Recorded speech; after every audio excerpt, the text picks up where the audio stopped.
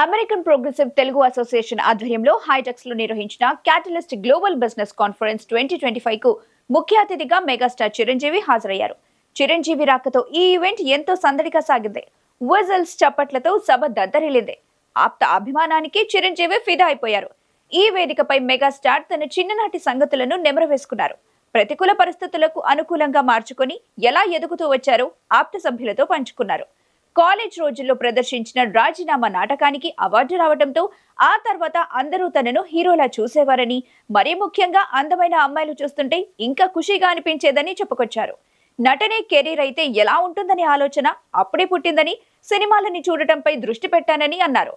తన ఫోటోలు పట్టుకుని అవకాశాల కోసం ఏ సినిమా ఆఫీస్ చుట్టూ తిరగలేదని, నటన శిక్షణ పూర్తి కాకముందే ఛాన్స్లు వచ్చాయని మెగాస్టార్ చెప్పారు. అందరికీ వినిపిస్తుందా? కార్నర్ వారికి కూడా good good good. Photographers Neel down అవ్వండి, లేదా స్టేజ్ కింద కూర్చోండి, సో దట్ అటు ఉన్నటువంటి నా మిత్రులకి, నా ఆప్తులకి నేను కనబడతాను. Please, I'm serious. దిగండి కిందకి. అండ్ సెక్యూరిటీ ఎవరు కూడా నించోవద్దు, కూర్చోండి. Nothing will happen here. ఈ 180 degrees ఎవరు ఉండకూడదు నాకు.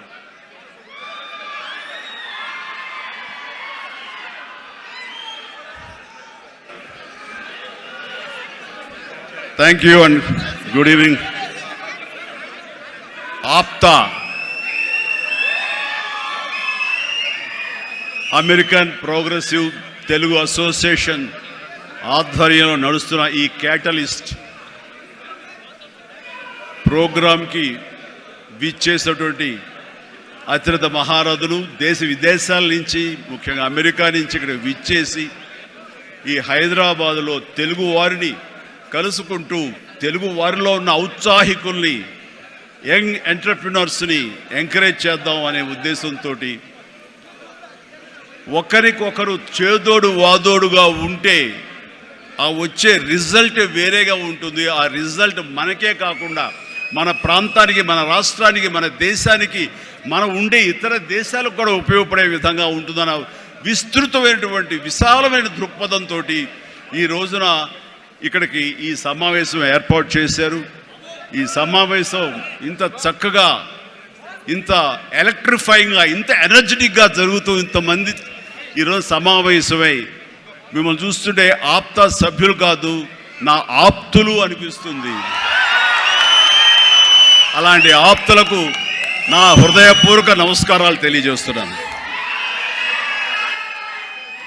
కొన్ని సభలకు వెళ్ళినప్పుడు ఏదో ముక్తసరిగా, మొక్కుబడిగా ఉంటుంది, కానీ ఇలాంటి చోటుకు వచ్చినప్పుడు నా కుటుంబ సభ్యుల మధ్య ఉన్న ఫీలింగ్, మీరంతా నా కుటుంబ సభ్యులు, ఒక పండుగ పురస్కరించుకుని నన్ను ఇక్కడ ఆహ్వానించారనిపిస్తుంది. అంత ఆహ్లాదంగా ఉంది, అంత ఆనందంగా ఉంది.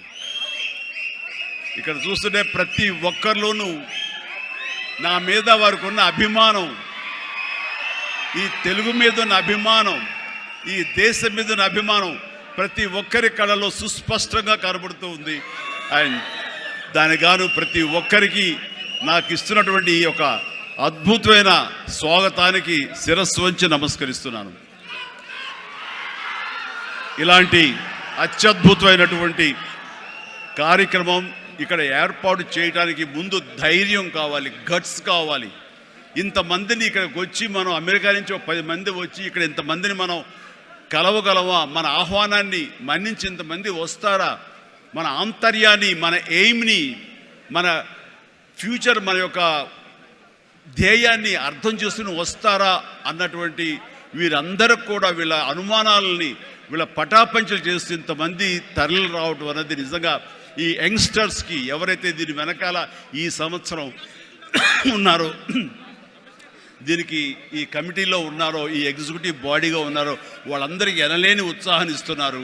అండ్ నా ఈ రాకకు కూడా ప్రధానమైన కారణం వాళ్ళని ఉత్సాహపరచాలి, వాళ్ళు అనుకున్న ఎయిమ్ నెరవేరేలాగా ఉండాలి. తద్వారా ఎంతోమంది ఔత్సాహికులకు ఇది ఊతంగా ఉండాలి.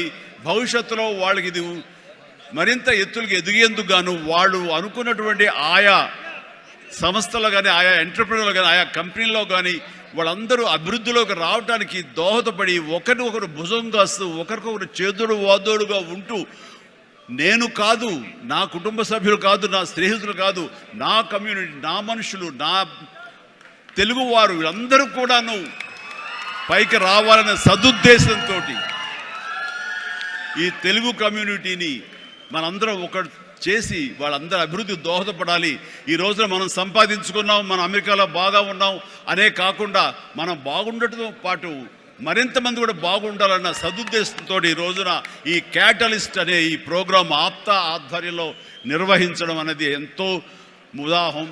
వారందరికీ కూడా అభినందనలు తెలియజేస్తాను. వారిలో ముఖ్యంగా సుబ్బు కోట, అలాగే సాగర్ లగ్గిశెట్టి, అలాగే రమేష్ తుమ్ము, మధు వల్లి చైర్మన్ ఆఫ్ ఆప్తా, అలాగే చంద్ర నల్లం, శ్రీనివాస్ చందు, శ్రీనివాస్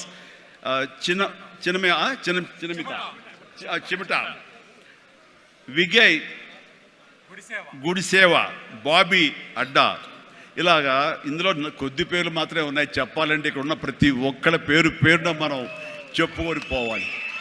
వారందరికీ కూడా నా సంతోషాన్ని వ్యక్తం చేస్తున్నాను. ఇక్కడ ప్రత్యేకించి యంగ్ ఎంటర్‌ప్రెన్యూర్‌షిప్ గురించి కానీ ఎంటర్‌ప్రెన్యూర్ గురించి మీరు చెప్పాలి, ఏదైనా మాట్లాడాలి అంటే ఏం మాట్లాడాలి? ఎంటర్‌ప్రెన్యూర్‌కి ప్రాపర్ స్పెల్లింగ్ కూడా తెలియదు నాకు. ఏం మాట్లాడాలి, ఎలా చేయాలి దీని గురించి అంటే నాకు తెలియదు. నాకు అప్పుడు అనిపించింది, ఒక మనిషి అభివృద్ధిలోకి రావటానికి ఈ ఎంటర్‌ప్రెన్యూర్‌షిప్ గురించి మన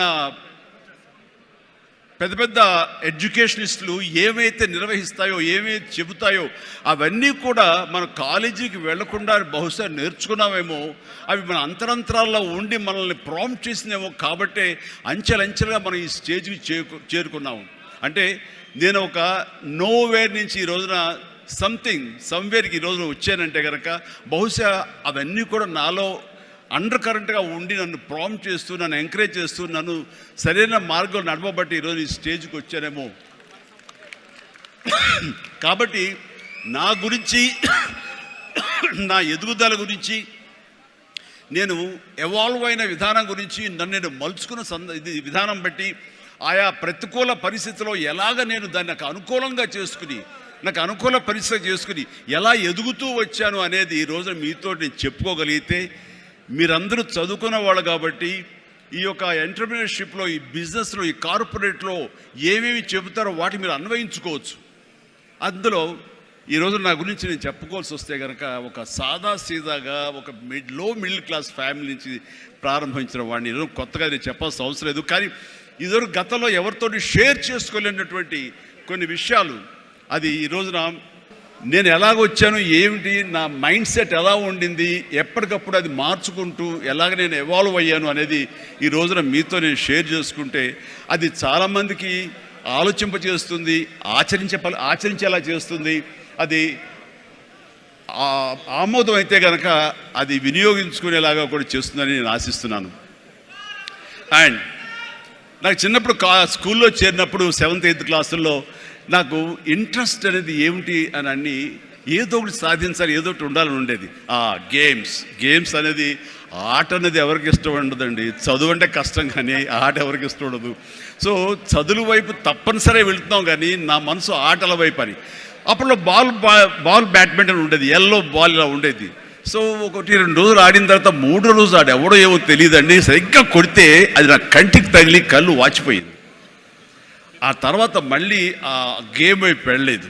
సరే వాలీబాల్ ఆడదాం కదా అంటే వాలీబాల్ ఆ అవతల షాట్ ఎగిరి కొట్టినప్పుడు నేను ఫింగర్స్తో టచ్ చేశాను. ఇలా టచ్ చేస్తుంది, ఫింగర్తో టచ్ చేస్తే మొత్తం 7 వంగిపోయినాయి. ఆ ఆట అంటే భయం వేసింది. క్రికెట్ అంటే ఆడెవడో మనకు బాల్ తీసుకొచ్చి నా బొట్టనవేలు మీద కొట్టాడు, బొట్టనవేలు వాసిపోయింది.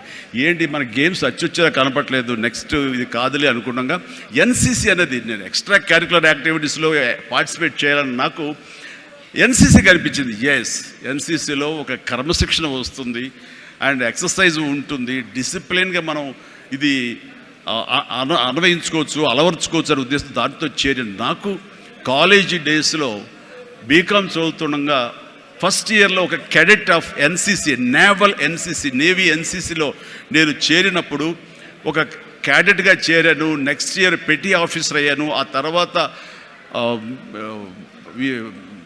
క్యాడెట్ కెప్టెన్ అయ్యాను. ఆ తర్వాత సీనియర్ క్యాడెట్ కెప్టెన్ని 3rd ఇయర్లో అయ్యాను. అవ్వటమే కాదు ఈ మన ఇంటర్నేషనల్గా నేషనల్ వైడ్గా జరిగేటటువంటి మన ఆర్డీసీ క్యాంప్ రిపబ్లిక్ డే సెలబ్రేషన్స్లో మా రాష్ట్రపతి రోడ్డు మీద నేను మన సైన్యంతో పాటు నేను కూడా కవాతు చేయడం జరిగింది. వాట్ వండర్ఫుల్ ఎక్స్పీరియన్స్ అంటే, ఓ పక్క నుంచి ప్రధానమంత్రి గారు, పక్కన ఇందిరాగాంధీ గారు అప్పట్లో అండ్ ప్రెసిడెంట్ వాళ్ళందరూ ఉన్నప్పుడు వాళ్ళు నడుస్తుంటే ఇది కదా మనం సాధించామంటే ఎస్ అనుకునేవాడిని. ఐఎమ్ 9 క్లౌడ్లో ఉండేవాడు అన్నమాట, క్లౌడ్ 9లో. నేను ఆ రకంగా చేసినప్పుడు ఎన్సీసీలో సాధించేశాను అనుకునేవాడిని. ఆ తర్వాత నెక్స్ట్ ఏంటి అంటే నాకు దారి కనపడలేదు. మహా అయితే కనుక ఒక సబ్ లెఫ్టినెంట్ గానో మళ్ళీ నేవీలోనో పడవల్లోనో ప్రయాణం చేయాలి, షిప్పుల్లో. అది కాదు, something else is bothering me. ఏం చేయాలి అని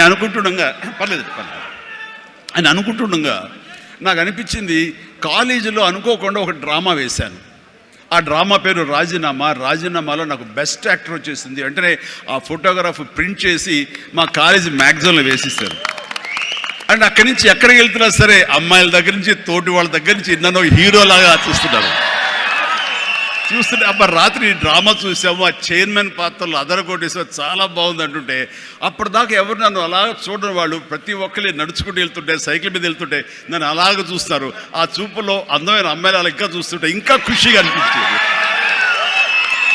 వావ్, అది ఎంత ఎంకరేజింగ్గా ఉండేదంటే ఎస్ నా ఫ్యూచర్ యాక్టింగ్ అయితే ఎలా ఉంటుంది అన్నది అక్కడ సీడ్ పడింది.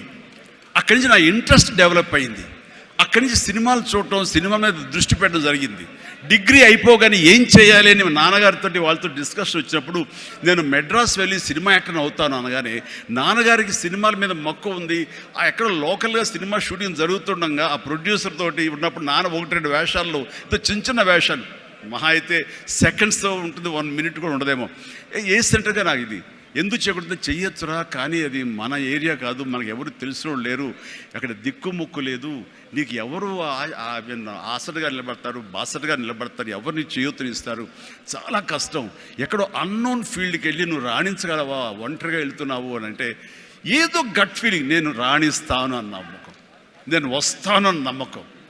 ఎందుకంటే ఏమనుకున్నా, ఏ బ్యాంక్ ఎంప్లాయీ అనుకున్నా, నాన్నగారిలాగా పోలీస్ డిపార్ట్మెంట్ అనుకున్నా, ఇంకోటి అనుకున్నా, నేవీ ఆఫీసర్ అనుకున్నా కిక్కి ఉండలేదు. అదే సినిమా యాక్టర్ అయితే యా అని అనిపించింది